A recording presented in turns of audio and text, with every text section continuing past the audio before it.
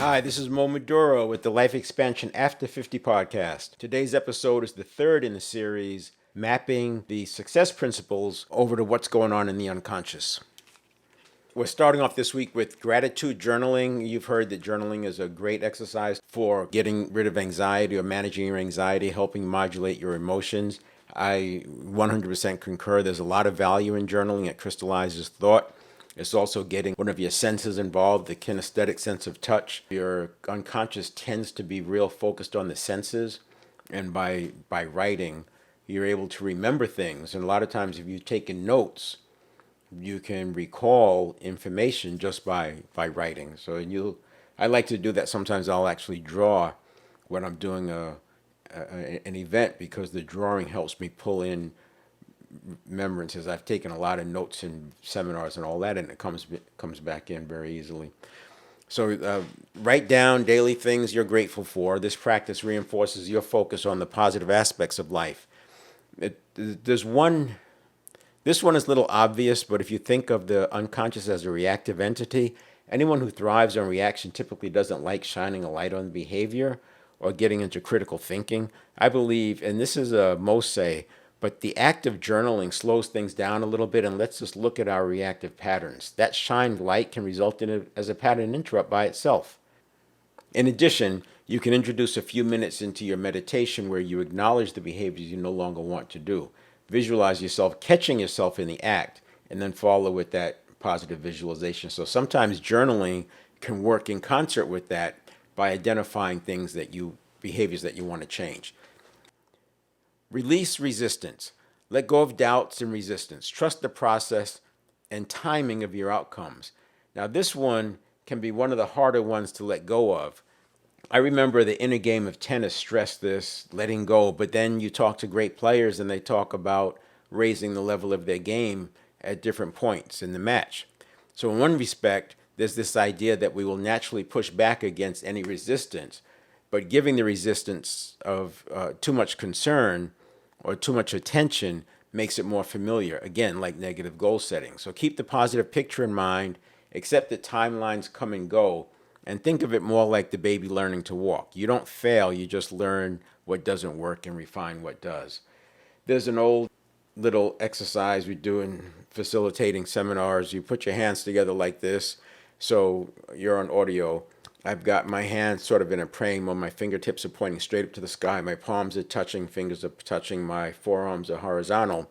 And you tell the person on a count of three, I want you to push as hard as you can with your right hand. And most people will push as hard as they can with the right and automatically push back on the left. When in reality, what should happen is when they push with the right, it just goes over to the side because there is no pushing from the left. And it's just to illustrate how easy it is to resist. It's just natural. When you feel any kind of pressure, we push back on it. The next one is embrace patience. Understand that manifestation takes time.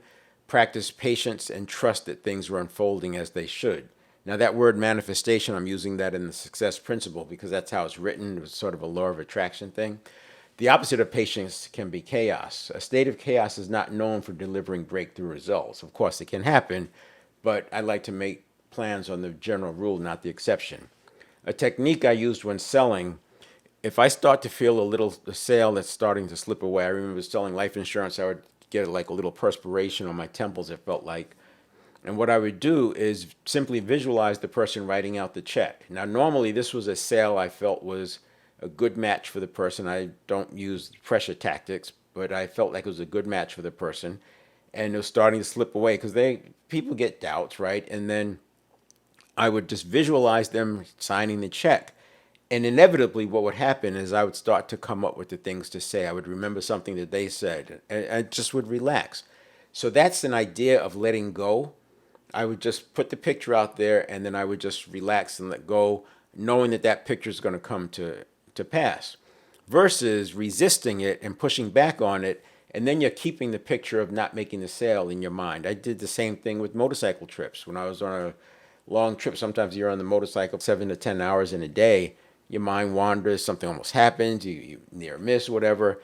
It's very easy to start thinking about something could happen. You start thinking about, suppose I get cut off, and you start having these gamification going on, like you're trying to think about it, but that's not the time to think about it. What I would do in those circumstances, I would just picture myself arriving home in my driveway. Now, 2 or 3 days later, usually it's a multi-day trip. And I would just imagine myself pulling into my driveway, my kids coming out, greeting me. I'm smiling, they're smiling. And again, you're taking that tension away. Now, is there any woo-woo there? No. What I'm doing is I'm relaxing myself. I'm taking the anxiety away so I have all of my resources available. Just like when people say they play loose. They want to play loose because they have all their resources available to them. If they're tense, then they're not going to be able to make the moves that are necessary. It may not sound a lot like patience, but it is letting go, and it's similar to the resistance one, I think. The next one is act as if. And you've heard me say before, it's easier to act yourself into a new way of feeling than it is to feel yourself into a new way of acting. And you've heard the thing, act as if, fake it till you make it. Again, there's no woo-woo. It's just behave as if you've already achieved the goals. Remember, the unconscious doesn't know the difference between imagined and real. And by stepping into it like you've already done it, this creates a resonance with your desired reality. When you think of 100 billion neurons, you can see the benefit of acting as if, because the other neurons start to get on board. The neurons don't want you to fail. They don't want the unfamiliar, but once you step into the unfamiliar, they're going to do everything they can to make you successful. Now, I do believe there's a critical mass factor as well. What I mean by that is once you get enough neurons on board, it seems it just gets easier.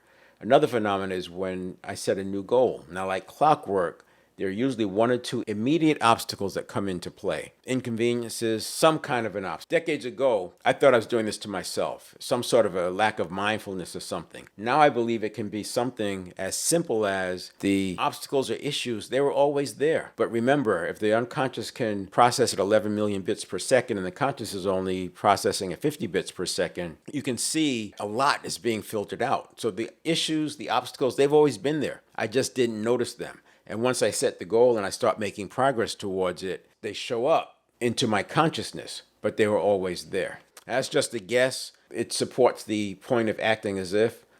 I just want to make the point that I have enough belief and evidence on this that I don't think there's anything woo-woo going on there. But a lot of people who are big into goal setting will tell you the same thing. They set a goal and they just know an obstacle is coming.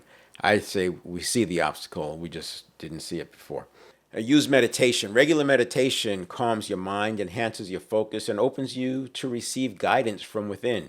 Meditation may be one of the most important tools, but not just meditation to achieve that state of bliss. Like I said, Emily Fletcher in her book, Ziva Meditation, says we don't meditate to get good at meditating, we meditate to get good at life.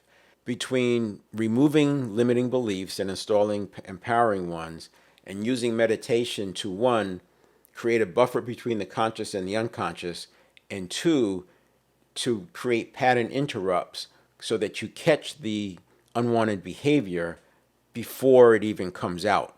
I think those are two powerful tools of meditation. And another one obviously is going to be just spending more time in less than a beta state, alpha, theta, where things are calm, and that's going to help you with your health. Emily Fletcher in her book goes through a litany of benefits of meditating. I mean, it's endless. At this point in my life, I find it most useful getting that buffer between the conscious and the unconscious. I think all of that comes into play. And whether you do that through meditation or some other way, you're going to have less stress, and less stress is better for you, your body, your mental health, and everything. Eventually, the buffer stays from meditation to meditation, and you're spending more time in that alpha and possibly even theta state, which is like hypnosis, and so your suggestions go in faster.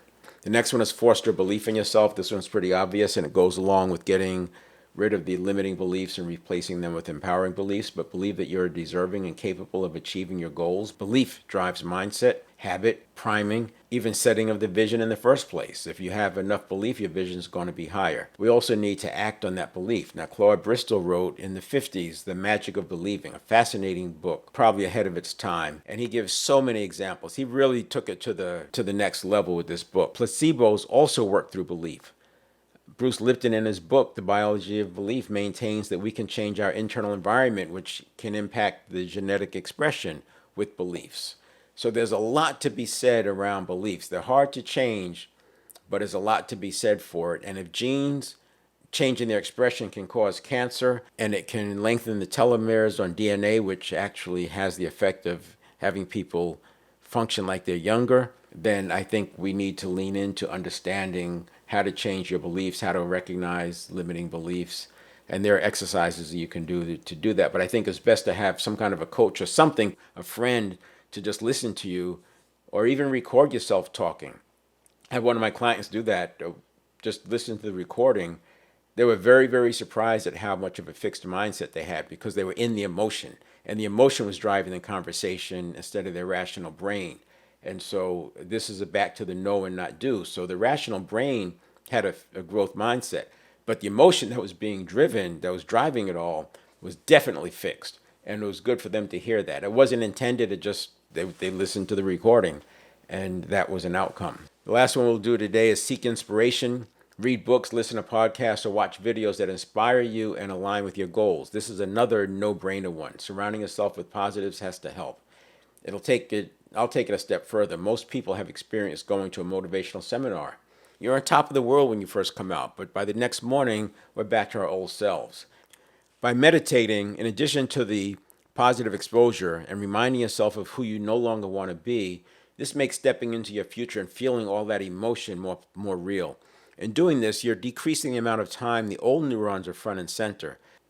Likewise, the more you can live the life you design, the less the old personality will be taking over these random moments. This is a big reason for the meditation approach I offered earlier. You want the thing you desire to be familiar enough when you see it. And this is why in the meditation, you want to spend some time experiencing how that's going to be once it's available to you, once you actually have it, and then spend a little bit of time acknowledging who you no longer want to be as the pattern interrupt. The next one, we'll start off with staying open to opportunities. Pretty straightforward. We'll see you next time.